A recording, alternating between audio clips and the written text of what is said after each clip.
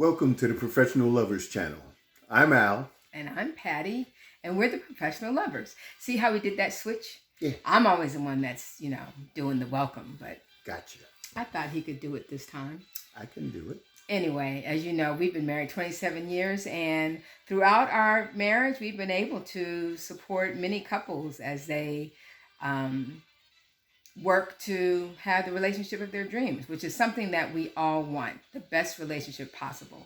And so we're glad that you're here to listen to us talk about the issues gleaned from Married at First Sight. Yes. Interesting episode tonight. But before we get started, I want to ask you a question and get your feedback in the comment section below. We're thinking of starting a Facebook group for relationships. And if you were to join, would you be interested in us focusing on single relationships or marriage relationships? Leave your comments at the bottom and we'll be sure to read through them and see what you say. We also like getting your feedbacks and your comments about about what we talk about. We have a great time reading through them and answering them. So keep doing that.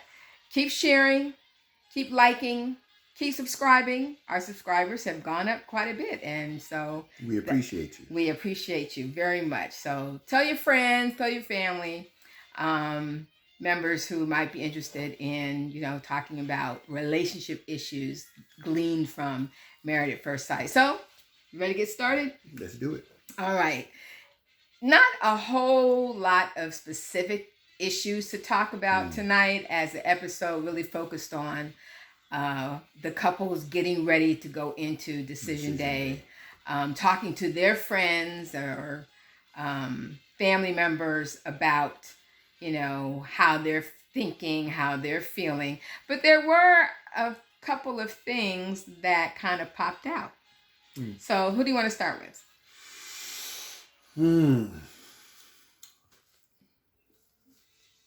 Henry and Christina. Well, we know that Henry is going to get the heck out of Dodge as fast as he can.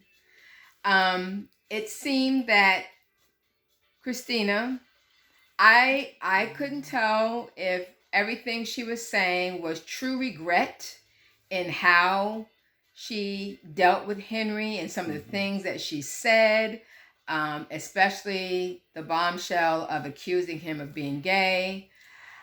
Yeah. And then tonight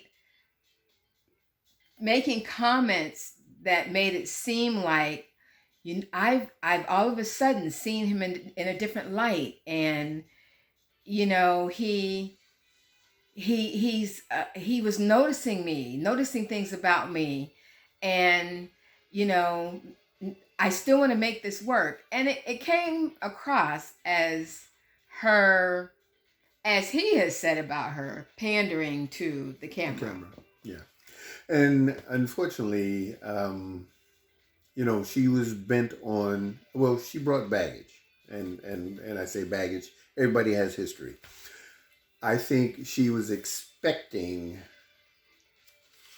what she was accustomed to from just any generic man. Whereas Henry's a different kind of guy, period. She didn't appreciate his deliberate patience. And again, I had something she said right from jump, that she was the party girl, and, sometimes her relationships were purely physical. Whereas Henry is strictly a cerebral person. And tonight, when they had their little dinner, and after everybody's talked to their friends and whatnot, her friend almost kind of forced her to just perceive something different. And I think with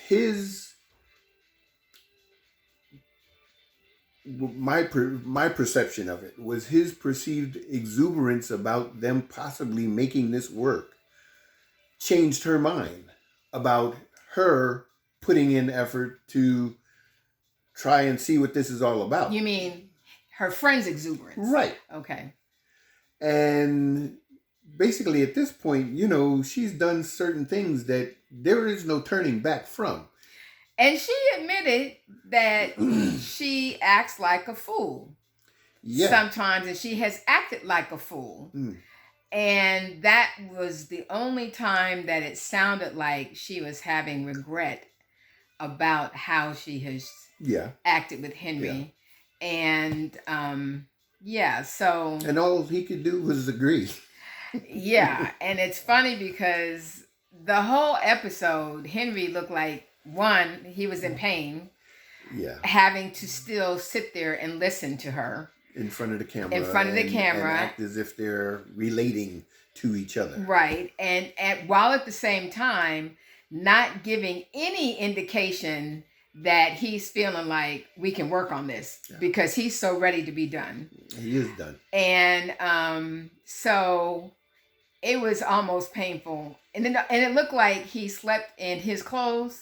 Yeah. So that he could just get right out of bed, put his shoes on, and leave. And pretty much quit. I don't know if anybody else looked at it and saw that, but he literally got from under his clothes, put on his sneakers, under his covers, bed covers, put on his sneakers, went to the door and said bye-bye. Yeah. Bye-bye. But his thing is, I don't understand how two people who are in the same situation can see things so differently. And that's why I say it kind of look like she's pandering to the camera. Still trying to save face, even though he's not helping her save face when he talks to the camera by himself. Anyway, we need Christina and Henry to split. And call it. We're pretty sure that they're going to, because they have not shown any real compatibility. So that's Christina and Henry. Quick and dirty. But at least he did find a couple of things nice to say when she asked him, what do you like about me? And I know she said it in jest. But I was kind of like, why is she crying? Because of regret. She realizes that he has been paying attention the whole time. Mm-hmm. He observed and listened and heard her giving something different than just confusion. She was kind of letting him know a little bit about her, and he was listening. Yeah. So now she realized he was listening, and he's not totally a dud. He's not a dud. He's just a peculiar guy. Yeah. Well, anyway, it's too late, and so we know that's going to. We know how that's going to end. Yeah. Amelia and Bennett. Amelia really surprised me tonight and left a funny taste in my mouth, and because it wasn't so much that she confessed, so to speak, was honest, that she got into Married at First Sight, not because she felt ready to be married, but because she wanted to be on a reality show. Mm-hmm. And even in some of her talking to the camera by herself, saying, I'm going to miss the cameras making me feel like a movie star. I was like, okay, she can't be that shallow. Superficial. Yeah. She can't be that shallow. But I guess what surprised me the most is even in sharing this honesty with Bennett, she never pivoted to, that's how I started out. Right. Exactly. But I found out that you were someone I could really love or whatever. Getting to where we thought you are now. Yes. To ease his mind in any way.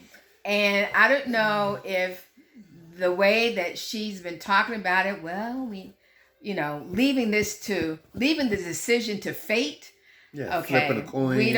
We don't agree with that at all. Yeah, and again, I'm thinking when it first came out, she mentioned it, pillow talk in jest.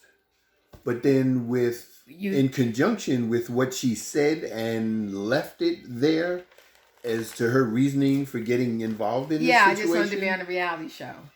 I I thought that was would be like, fun. I didn't think I'd get picked. wow. Then when I got picked, I figure I would like anybody. I could get along with anybody they put me with. Really, I mean that really made him feel real special. Yeah, yeah. So, if that is the case, then again, if you have told this person that you are in love with him, then why wouldn't you reassure him? Yeah.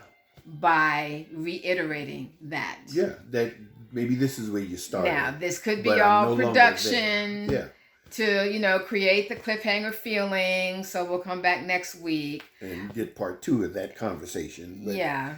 But I think the main thing is that you don't leave a decision of who you're spending your time with, and in considering possibly getting married. They're already married and considering staying married, but considering possibly getting married and leaving that to fate. It's a decision. And love is supposed to be not just feeling emotional. It's supposed to be an intelligent decision. Definitely. Which I choose to believe that that's not where she is, and just leaving it to fate.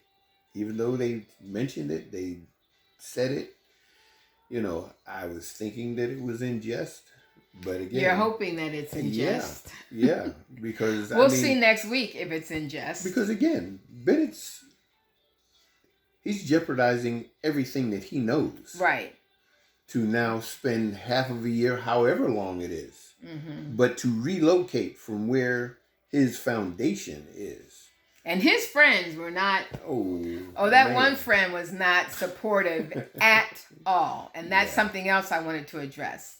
His friend made a comment that you don't know the real person because you haven't faced any adversity. Yeah. You haven't had any negativity. It's when you have adversity that you see the real person.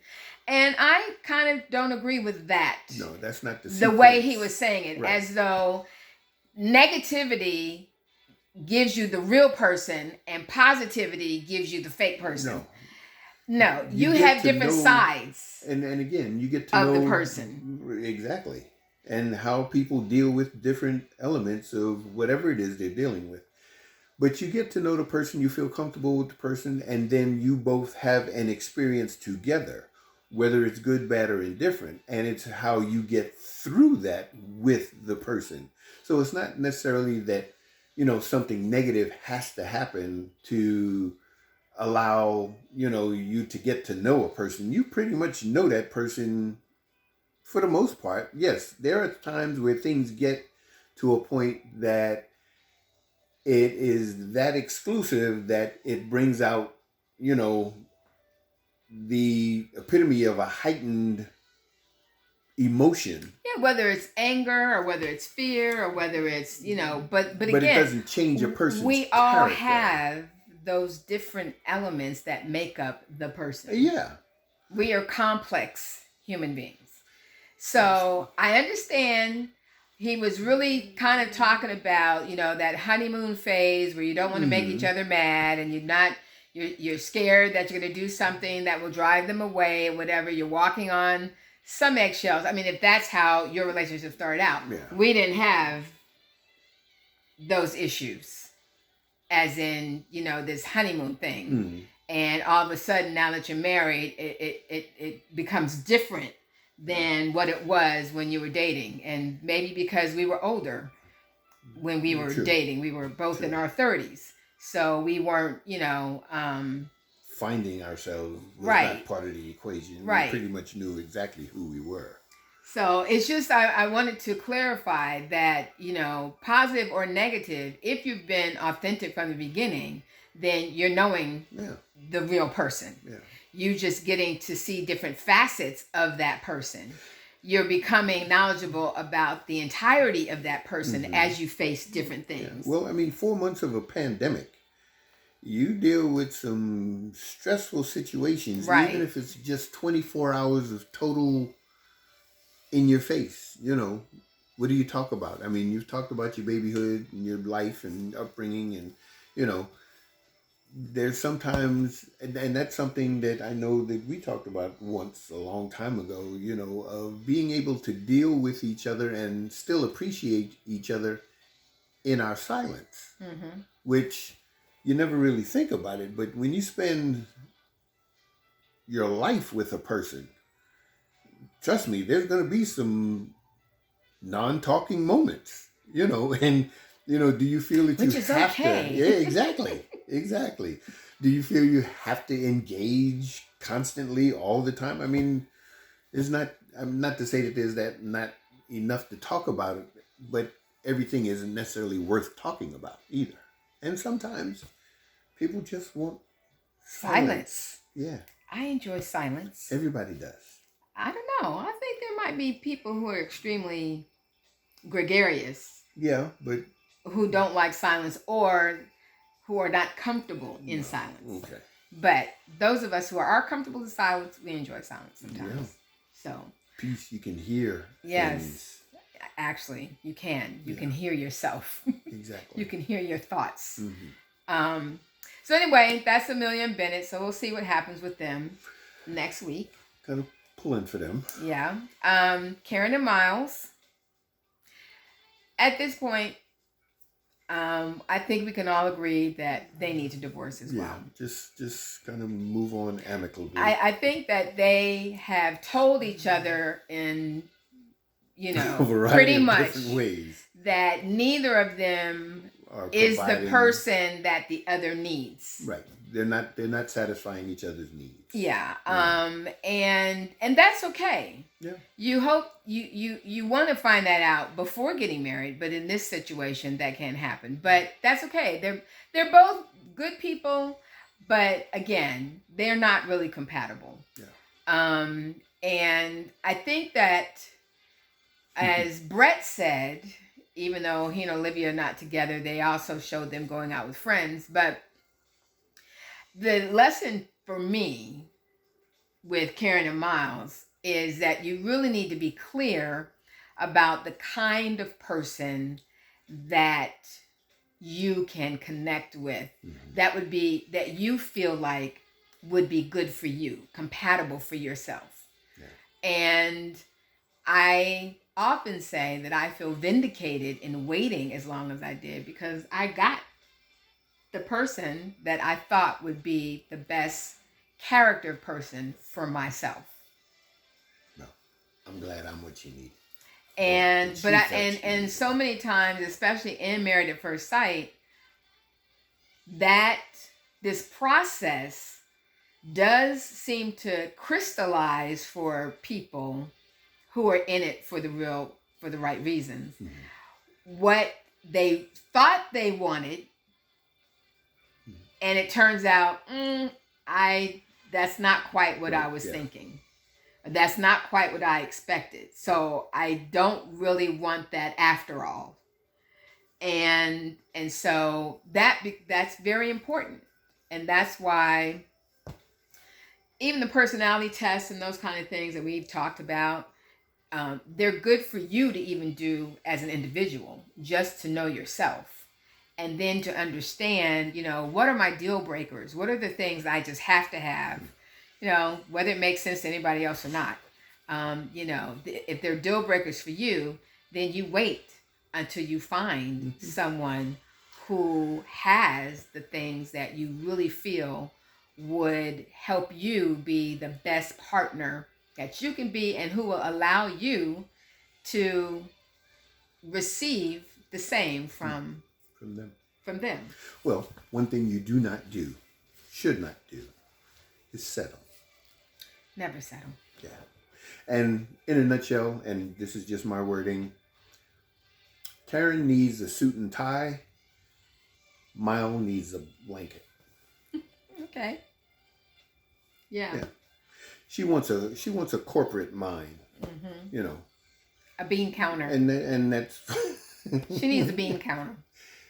All bean counters aren't what you think. Well, she needs a stereotypical bean counter. Okay. And he wants a cozy blanket. Yeah. You know, something that makes him warm and fuzzy. Because he likes being warm and fuzzy. I mean, that's genuinely what he is. He's a teddy bear. Mm-hmm. You know, and there's nothing wrong with a man being warm and fuzzy. Right. He just Nothing. He just needs. Mm-hmm. He just needs the right woman. Oh, are you feeling a little some way? Well, it's unfortunate that, you know, I mean, people have their preferences, and I understand that. But, you know, you're warm and fuzzy, and very manly as well. And you can be. And you can be. Yes, you know. you can. And but well, it's okay. You know, they had their preferences, and each other is not the preference. Yeah, and I guess I'm in my feelings because I pulled for them. I wanted them. Yeah, I wanted to see them work out. I did too. All right, so that brings us to the last couple before we get ready to start to end, and that would be Amani and Woody. Now, you know, they did their usual bantering back and forth, but at the end, when she was asking, you know, how would you react if I say no? Now, she asked the question. Yeah, and he was like, I wouldn't even, I'd probably just get up. I'd get up and walk out. I'd walk out. And she's like, you wouldn't even listen? Nope. And she got upset. Yeah.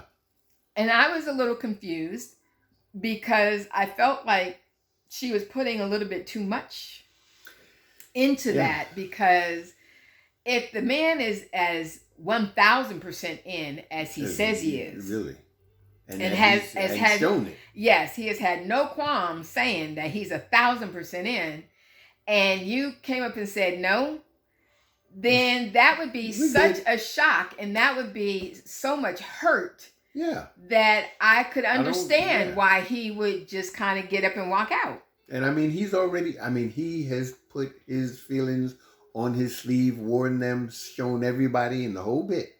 Now, if it came down to decision day and he heard no, he'd be done.